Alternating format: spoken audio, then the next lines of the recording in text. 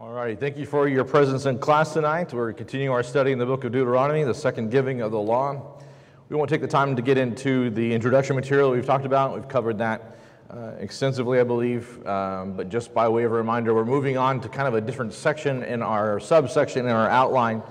As we've talked about this lesson and the place that it holds, the importance that it holds, this is Moses telling the people to do not forget. And you'll see that quite a bit in our study tonight as a repetition in these few chapters we'll be looking at. So we're in this section of the great relationship between God and Israel. It's kind of what we're starting tonight in chapter 7. So you're going to be turning over to chapter 7 of this book. That's what we're looking at here.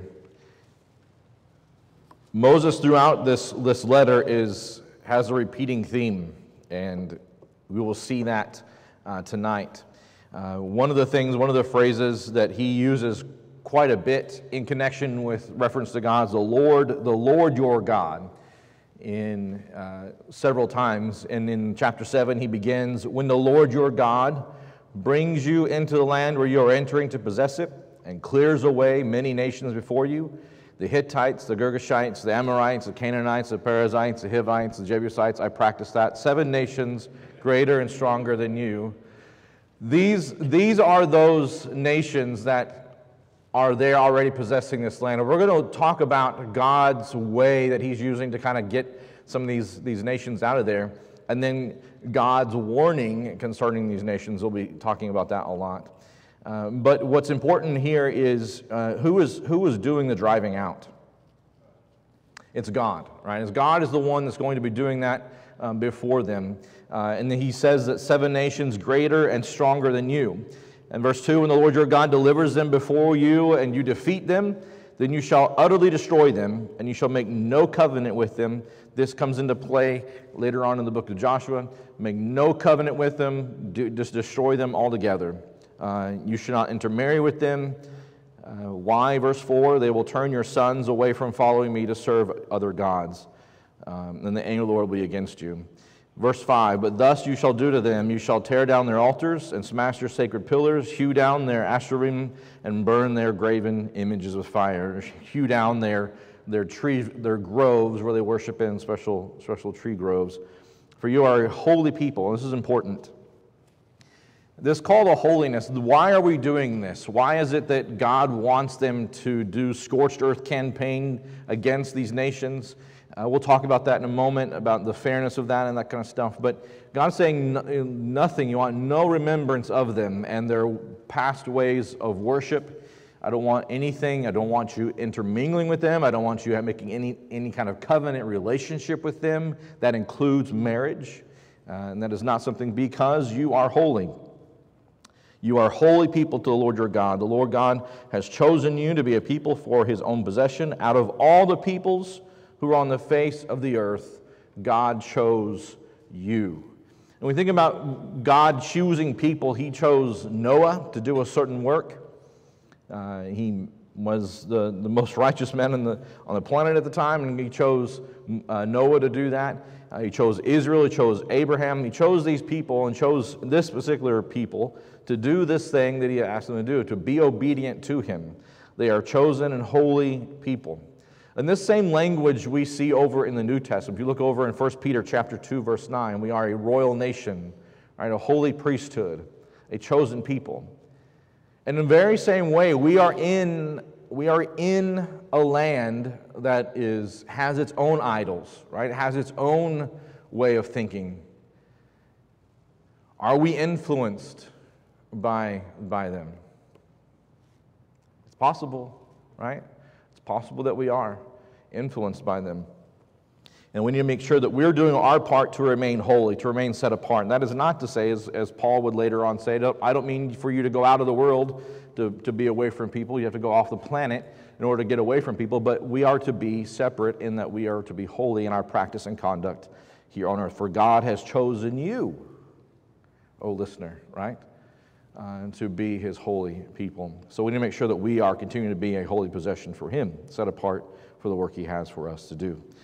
And so he calls them to holiness. The Lord did not set his love on you or choose you because you are all that in a bag of chips, is a paraphrase for verse 7 here. You are not the greatest number. You are not that big a deal. But because the Lord loved you and kept his oath, we will see this over and over again in these chapters. It is not because of us, and he'll say later on, it's not because of our righteousness, not because of anything we've done.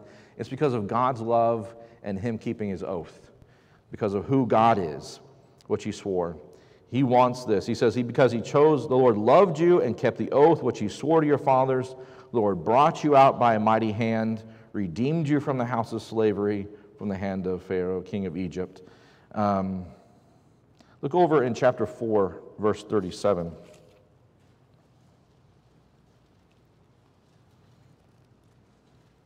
Again, he talks here about because he loved your fathers, therefore he chose their descendants after them. And he personally brought you from Egypt by his great power.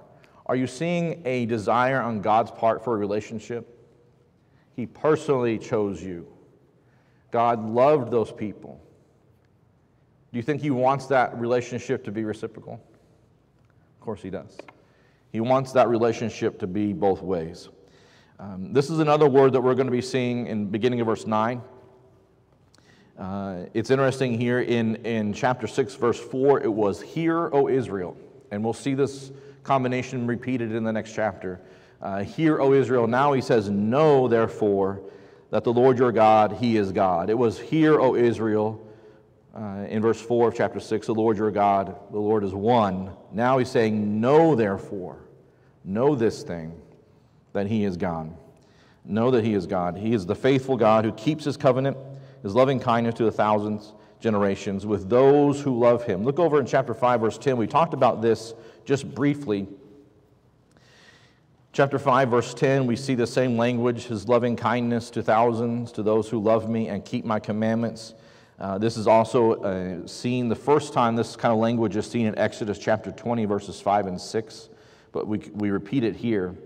So he keeps his covenant and loving kindness to 1,000 generations to those who love him and keep his commandments, versus, verse 10, or the opposite of which, but repays those who hate him to their faces to destroy them. There is no wonder, nobody wonders what's going on. To their faces, he destroys those who hate him. He repays them to their face. What's the difference here?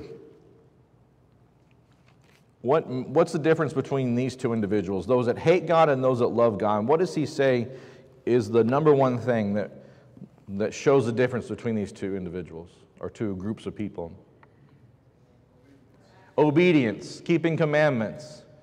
We'll hit that in just a moment, but this is something that I can know that God is Lord. I can know that intellectually, but I don't act like it. That means I'm showing hate towards him, right? I'm not doing a thing, I'm not being obedient to him. So those who hate God are those who are not keeping his commandments. And so we'll see this thing over and over again. Again, the commandments and statutes and judgments, verse 11, that we'll see being repeated. In verse 12, we see this kind of next, the promise of God's covenant. Covenant language is being talked about here. In verse 12, we have God's part and our part.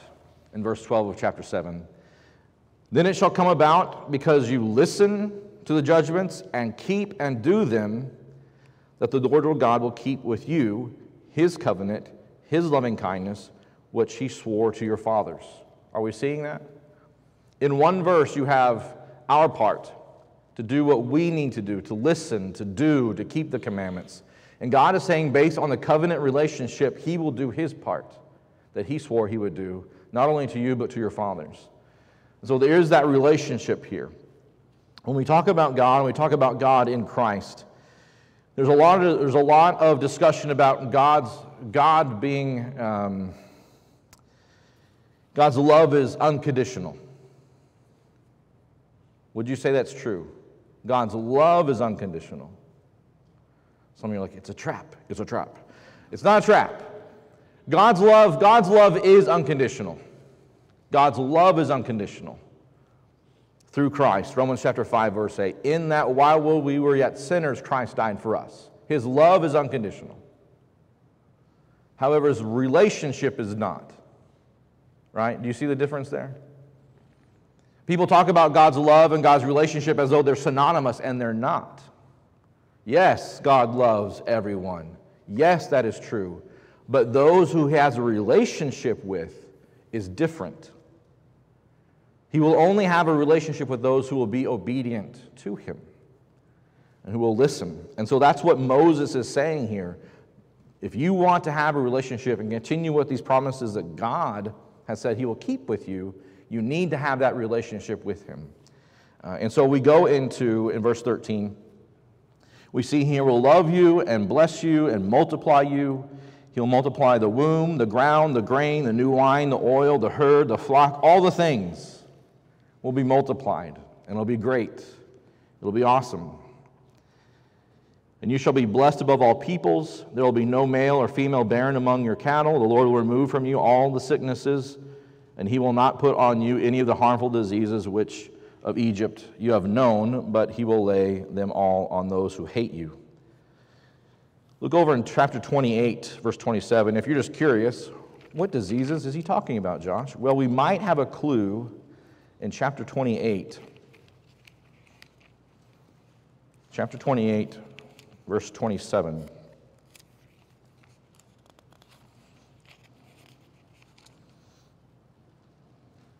The Lord will smite you. Nobody likes to be smitten unless, it's a lovely thing. The Lord will smite you with the boils of Egypt, with tumors, and with the scab, and with the itch from which you cannot be healed. Sounds amazing, right?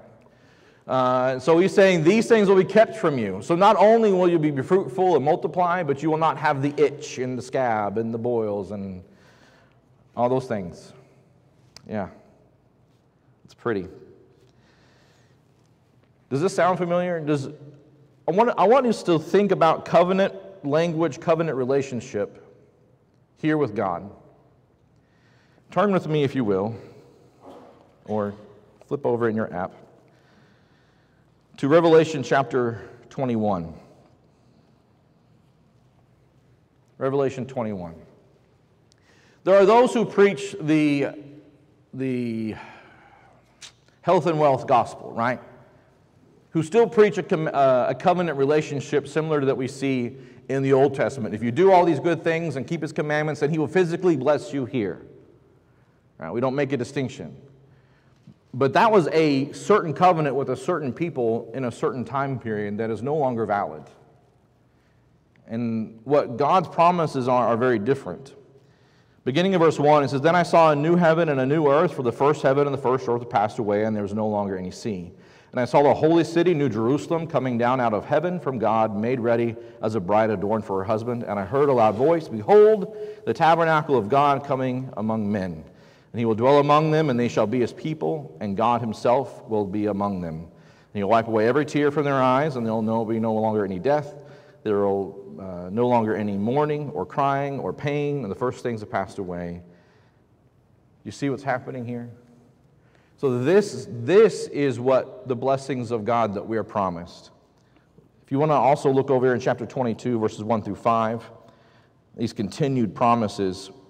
Verse 3, there'll be no longer any curse, and the throne of God and the Lamb will be in it, and his bondservants will serve him. They will see him face to face, and his name will be on their foreheads. There will be no longer any night.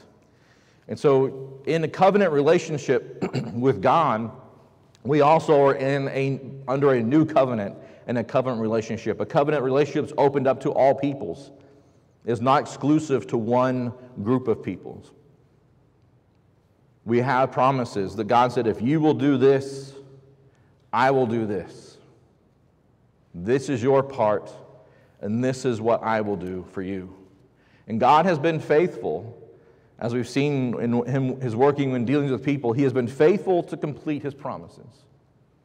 Would we doubt him in relationship to this promise, that our reward that we look forward to? And so as we go through the book of Deuteronomy, there are a lot of parallels between us as a people waiting for our reward and the duties that we have to complete here, and those that are waiting on the one side of the Jordan to go in and take the promised land. There are a lot of parallels, and here we see this parallel with this covenant relationship. And so it's really neat to see that parallel. It helps kind of bring to life some things for us and seeing what God has done for us. Beginning of verse 17, we have the power of the Lord is remembered and what God can do for them. We'll see a phrase also that's repeated 7 times in this book. When you say in your heart, or in your heart. It's repeated 7 times in this book, 5 times in the 3 chapters we're going to be looking at tonight. And we see here that they are supposed to, when you say in your heart, these nations are greater than I, how can I dispose them? You shall not be afraid of them. You shall remember what the Lord your God did to Pharaoh and to Egypt. What did God do to Pharaoh and Egypt? You guys remember? What's that? He sent the plagues, right? He sent the plagues. Look over in Exodus chapter 23. He told them about this once before. Exodus chapter 23. Beginning in verse 20.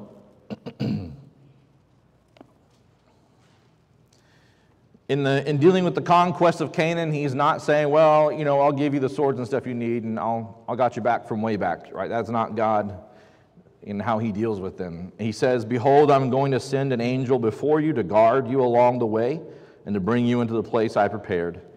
Be on your guard before him and obey his voice, and do not be rebellious. But if you truly obey his voice and do all I say, then your enemy, I will be an enemy to your enemies and an adversary to your adversaries. For my angel will go before you. He talks about this angel going before them and killing them.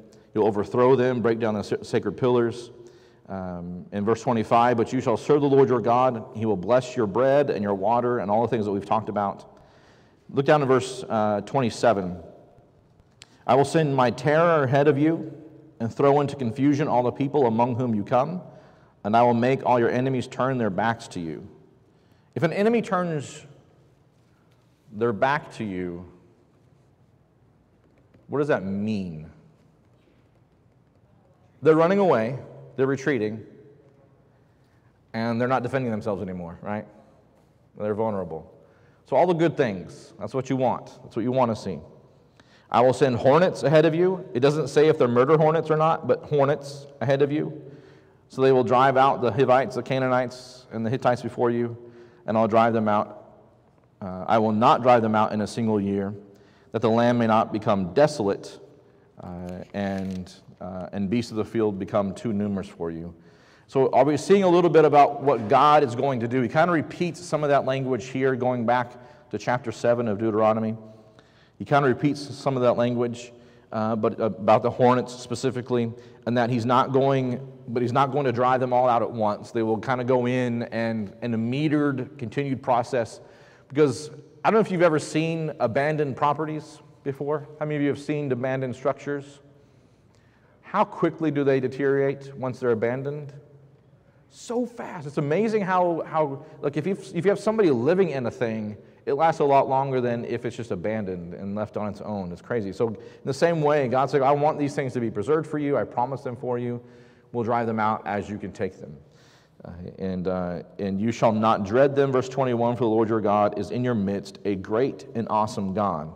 Which, incidentally, in Nehemiah chapter 4, verse 14, Nehemiah uses the same language about God. When we think about the story of Nehemiah, what was Nehemiah asked to do? What did he want to do for God's people in Jerusalem? Nehemiah did what? Build the walls, right? Nehemiah goes back, builds the wall. They build it in like 3 days, super fast. And nobody cared, right? Nobody cared. They had zero opposition. They didn't have any county inspectors. There was a lot of opposition, right? There was a lot of opposition, to the point that they had to fight like a trowel in one hand and a spear in another, and they work in shifts. And he gives this great kind of Independence Day like address. Fight for your daughters, fight for your children, fight for the future generations. And then he says this. He quotes this here. The The Lord your God is in your midst, a great and awesome God. Do not forget who's fighting in your midst, who's with you. Is that still helpful today? Do you have battles and trials and things that are going on? And is it helpful to remember that you have and serve a great and awesome God? That helps, right? There's a lot of parallels, and we don't have time to go to all of them because we only got 10 Wednesdays to do this. So he talks about this, and he talks about also not to bring the graven images, verse 25, into their houses. You'll burn them with fire. You shall not bring that abomination into your house. And we don't bring any abominations into our house, right? There's no abominable things come into our homes.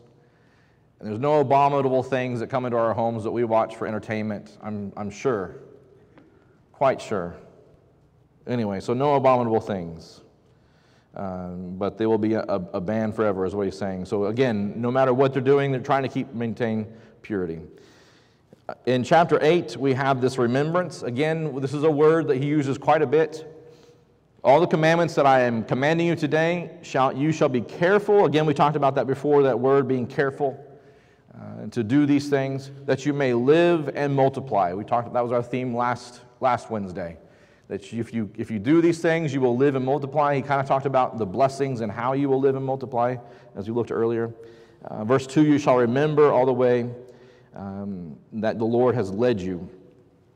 In verse 2, what was God doing with the people in the wilderness? He was leading them, but what else was he doing?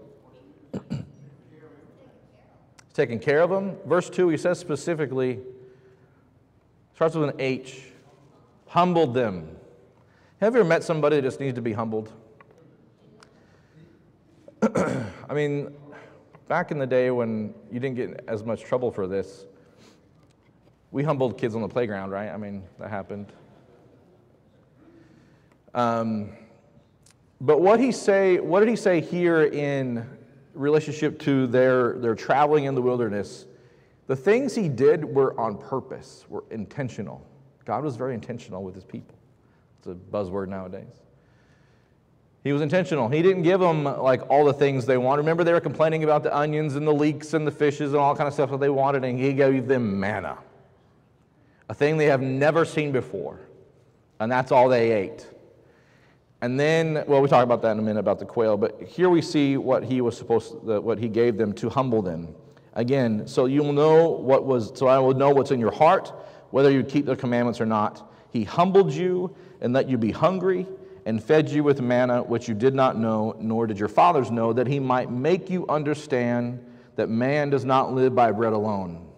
Dun, dun, dun. Where have you heard this before? Jesus.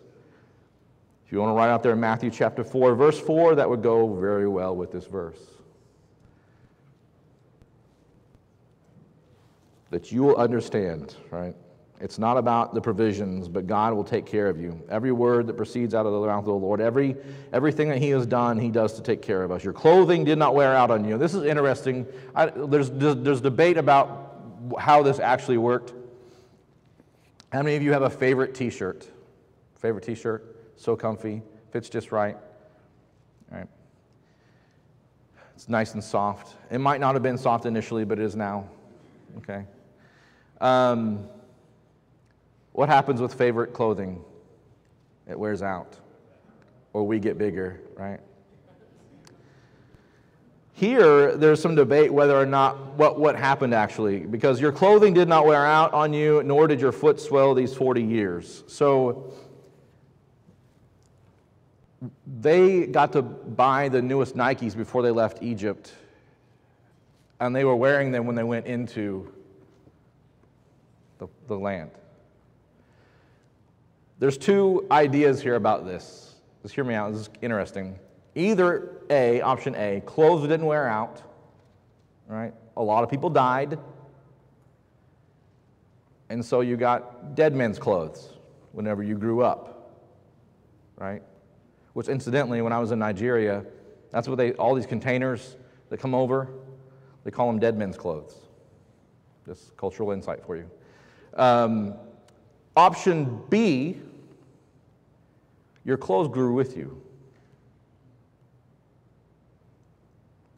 Which, if you're in pañales, that's not a good idea, right? If you're in a diaper, you don't want that to be growing with you. That might not be an option. But you understand what I'm saying? It's an interesting thing to think about. There's been some debate on that. I don't think we need to go down that rabbit hole, but it's interesting to think about how God's provision for them continued even with their clothes. Thus you are to know in your heart that the Lord your God was disciplining you just as a man disciplines his son. I was getting Egypt out of you, is what God was doing. If you want to write out here, Hebrews chapter 12, verse 6, God disciplines those whom he loves. And parents, we discipline children because we love them. If we're not disciplining our children, we are not loving them. And that is all. Therefore, you shall keep the commandments of the Lord your God and walk in his ways and fear him. Keep, walk, practice, fear, respect. If I'm doing those things, I need to know what I need to do in my relationship with God. I'm doing these things, I'm doing well. All right, so God is taking care of them. We see also in the beginning of verse 11 to beware. Beware. If you forget, have you ever forgotten a thing? It happens. But if you forget, we have some information here. Beware that you do not forget the commandments, ordinances, statutes. Otherwise, when you've eaten and satisfied and have built good houses and lived in them, what is he saying will happen in your heart? Verse 14. You'll be lifted up, you get proud. We talk about two instances of pride here. In this section, we have this idea of I'm now self-sufficient, I no longer need God. God got me to this point. I'm self-sufficient now, and now, God, you can step away, I'm good. I do it, right? Like children, I do it. And God says, don't forget that I brought you up, that you didn't do these things. So there's pride that forgets God. And chapter 8, verses 11 through 17 talks about that. Because verse 17 says, otherwise you may say in your heart, my power and the strength of my hand made me this wealth. That is why it is very important that we continue to be thankful and be thankful. Right? Always be thankful to God for what he's done. And you see the emphasis that God has on the heart. There's the outward practice of what it is to be holy, to be righteous. But God at every turn wants our hearts to be in tune with those actions. Not just an outward show, but our hearts be in tune with those things as well. But you shall remember the Lord your God, that was he who's done these things for you. Verse 18, it was his covenant, to confirm the covenant. That if you forget him, verse 19, you will surely perish. And so, like the other nations that perish, because you would not listen to the voice. In chapter 9, we have another, hear, O Israel. Hear, O Israel. And then in verse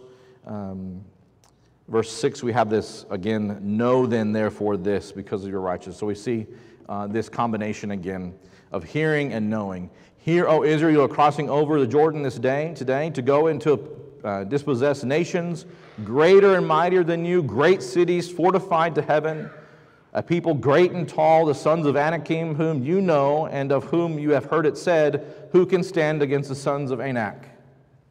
Well, that's quite a pitch, right?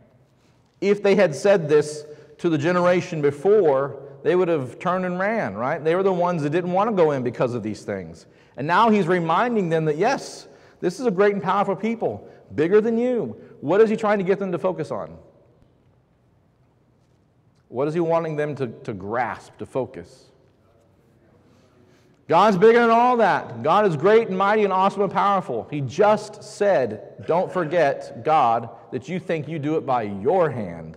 And now he's telling them in verse 9, chapter 9, verse 1 and 2, that it would be impossible for you to do it by your hand. It's impossible. That's not going to happen. So know, therefore, today that it is the Lord your God who is crossing over before you, a consuming fire. And this is what we talked about earlier, the things that he was going to do prior, the fear campaign going in, the murder hornets going in, all those kind of things are going ahead of them. to drive this people out. And so God is going in. He said he will destroy and he will subdue, just as the Lord has spoken to you. If you want to write out here, Exodus chapter 23, verses 23 and 27, when he says, just as the Lord has spoken to you, that's where he spoke to him about it. Exodus 23, verse 23 and 27. Again, we have here another in your heart scenario. Do not say in your heart, when the Lord your God has driven them out before you, because of my righteousness. Here's the other pride moments. God has chosen us and chosen me because I'm so righteous. Is that accurate? Are there people who live like that, though, or like walk around like that? You can see them a mile off, right? Their nose is kind of high. And so this is another side of pride that's gone too far. This is the pride that assumes self-righteousness, that it's because I am so holy. And you have in Jesus' story about those two that went to the temple to pray, the one that went up there and said, I'm thankful I'm not like this publican, that basically prayed, God, you're so lucky to have me. And the other that prayed, I'm a sinner, right? And the very different hearts that are there. And God is concerned about the heart of the people. If you don't have it all together on the outside, but your heart is where it needs to be, God said, I can work with you. We can do this. Because it's God that's doing the working. So don't do those things, right? It's not because of your righteousness. And he says here in verse 4, it's not because of your righteousness, it's because they were so bad. They were horrible. You're nothing to compare to them. It is not for your righteousness, verse 5, or the uprightness of your heart. Again, here's the two things, not righteousness or uprightness of your heart that you're going to possess their land, but because of the wickedness of these nations. How do we know these nations are wicked? How do we know? God said, Bible said. How would they have known they were wicked? Oh, I only have 5 minutes. How would they know they were wicked? Idols. How do you know when you've done something wrong? What's that? Your conscience. Jiminy Cricket comes in and says, oh. How do we know that we've done something wrong? Unless somebody has told us it is right or wrong. How can God judge a nation that he has not told what was right and what was wrong? Are you seeing where we're going with this? These people, these Israelites, were not the only ones that were supposed to have a relationship with God. Everybody could have had a relationship with God. It was different. It wasn't close and holy, and God didn't dwell among them, but it was more like Abraham and those that were before, the father before, Jethro, Moses' father-in-law, Melchizedek. These are people who had a relationship with God that were not a part of this people. So in some way or some fashion, God at one point had communicated in some way that there was a code that they were supposed to live by. There was a law that they were supposed to live by. We don't have that. This is reading between the lines because God is just. God is just. And he's not going to condemn a people without having previously said, this is the way you're supposed to live. Now, when he said that, we don't know. We don't know anything about that. There are laws and things that are out there that you can say, oh, these are similar laws, similar to Old Testament laws that God could have given them. We don't know anything. This is reading between the lines. But God, being a just God, could not condemn a people without having previously told them this is the way they're supposed to live. We see this also with Jonah and Nineveh, and how he sent prophets to other nations as well. And so here are people who are now ungodly, altogether ungodly, and God's going to drive them out. Their judgment day is coming, and he's using Israel to do that very thing. So this is what's happening now. And that's when he says when you dispossess them, when you go in and you take all their lands, do not pity them. They had their chance. Do not pity them. It's not because of your righteousness. It's because they are so horrible. In verse 6, he says, you are a stubborn people. It's good to bring that up, right? Remember, do not forget how you provoked the Lord your God. He's going to enter into a section now about all the bad things. So like a family reunion, you talk about all the bad things you did, right? That's what's happening right now, right? Chapter 9, verse 7 through 29, he goes in and says, remember this thing you did when you provoked the Lord in the wilderness. From the day that you left the land of Egypt until you arrived to this place, you have been rebellious against the Lord. This is a general statement of their rebellion. And then he goes into evidence talking about the things that they did. Even at Horeb, where's Horeb? Sinai, right? Exactly. Excellent. So if you want to write down here, Exodus chapter 32, at Horeb you provoked the Lord to wrath. What did they do at Horeb that wasn't so shiny? Moses goes up on the mountain for 40 days. Moses is gone. They're like, he's gone a long time. He might be dead. What do they decide to do? Build us an idol that we may have a God that would lead us, right? And Aaron's like, okay, right? And then he just does it, right? I don't understand. And he does this thing. And what did he say to Moses when Moses comes down? The people made me do it. You know this people, Moses. You know them. And I just threw this gold in there, and what happened? This calf just popped right out. Do you think Moses believed him? This is a stubborn people. This is a stubborn people. And so he goes through and talks about that he was there, that he fasted for 40 days.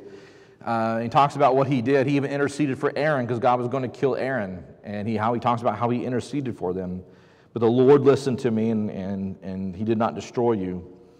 And then in verse 22, he talks about, again at Terabah. At Terabah was where the fire burned among them when they were crying about water, or about leaving in Numbers chapter 11, verse 1. Exodus chapter 17, verse 1 is when they were crying about water. And they're like, is the Lord not among us? You know, there's no water. And that's when at Massah. And then we have Kibroth Hattaavah, which is where the quail happened. And this is a quail situation, and this name being translated means graves of greed. And that's when they were given the quail. And this is Numbers chapter 11, verses 35, 33, and 34. But they were told to only take what they needed for that day, right? But they just took like gobs, like donkey loads of quail, and brought in all this quail. Do you remember how much quail? It was like 3 foot deep of quail for as far as they could see. Quail. And they still wanted more. And they died. There was a plague amongst them because of their greed. Graves of greed. I just see them like munching that meat in their teeth and like just being greedy about eating meat. And it's gross. Not happy. All right, so this is reminding them, Kadesh Barnea, go up and possess the land. They rebelled against God at Kadesh Barnea and did not possess the land. You have been rebellious against the Lord from the day I knew you. That's a great reminder in a relationship. If you're wanting to win friends and influence people, I would not do this. Husbands, don't do this. Don't keep a list. But God is doing this. Why do you think God's keeping a list here and reminding them? They rebelled, and then what happened? They died. They died of it. All right, we'll finish there. Thank you very much for your time, and we'll hit next 3 chapters next week.